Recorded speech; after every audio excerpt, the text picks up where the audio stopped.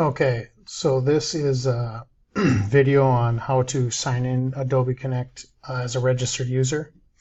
So this is how I would see it as a host, which is a little different. So I'm going to go on another browser here on Edge and put in the meeting name here, which is https connect.shot.smsu.edu/CASAS goals, which you should have in your email, but you put that in the address bar, and then you'll get to this screen here. And I'll just show you how you'll see it as a guest. So I'll just put my name in here. And this is how most people sign in the first time. But since you all have accounts, you should be signing in as registered users, and I will show you that here in a little bit. But I just kind of want to show you first how a guest would see the account. So when a guest goes on here, there's these web links, and this one will not be up here when you go in before, but this is a link to the materials. They're both the same thing, but you'll click on one, and then you can click down here to browse to, and then it'll pop up the window.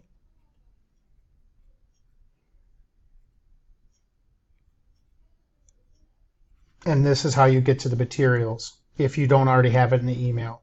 So it has the PowerPoint here. If you double click it, it opens up a preview where you can just kind of, skim through the slides. There's also a print function. That's if you double click it. So if you don't have a printer and you're going through this is how you'll be going through the materials. I would not suggest going that route, but if that's all you have available, that's what you would have to do. What I would suggest you do is just right click, and you can either download it and then have it the downloadable copy printed, or do what I showed you, double click it, click on the print icon. After that's printing, then you'd go here, double click this one, print that. So this is a PDF of the PowerPoint. And then this is the activity booklet. This is one I would recommend printing because there's some questions in there that are part of a discussion. But you double click it, click print, and so on. So that's how you would print the materials through a Google folder sheet. But I'll get back to how you would sign in as a registered user. Okay, to sign in as a registered user now, this is usually how the default pops up, not 100% of the time.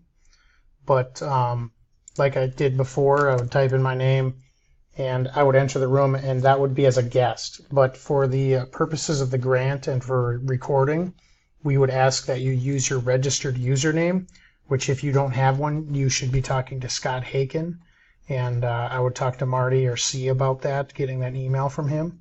But that is who you should be searching in your inbox for, because you should have gotten an email from him about a new username and password.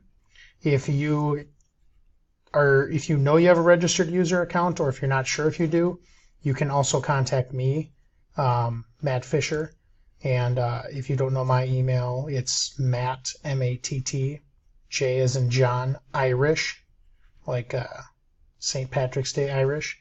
And then it would be 0089@gmail.com. But if you contact me, I can also go in there and give you a username and a password if you haven't been registered yet. But most of you should already have that. And where you would go to get on is you would simply click this. And this is what's confusing for people, is they don't realize these are clickable options. I click on this, and now I'm going to register into the meeting with my registered username and password. Whereas when I sign on as a guest, I'm just putting in a name. There's no password required. But this can be documented and reported and will be easier to present to the people who are in charge of the grant. And so that's why we ask you to sign in as a registered user.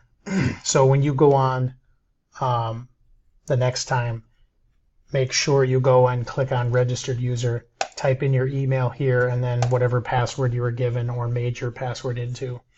Then when you log in, we will see your name with a certain icon difference, which we'll notice. Like I'm a host here, so I'm golden, but when other people go on, they're either like gray or blue. And that shows whether or not they signed in as a simple guest or as a registered user. So that's the part of how to log in as a registered user. And then I talked about how to use the links. You simply just click on it and then browse to, or you can copy and paste it if you're more comfortable with that. There will be other links on this video when you sign on. It will show this video link, and it will show other material that I'll have presented. But that concludes the tutorial of how to sign in as a registered user and also how to access your Google folder document that has the materials to print. Thank you. Goodbye.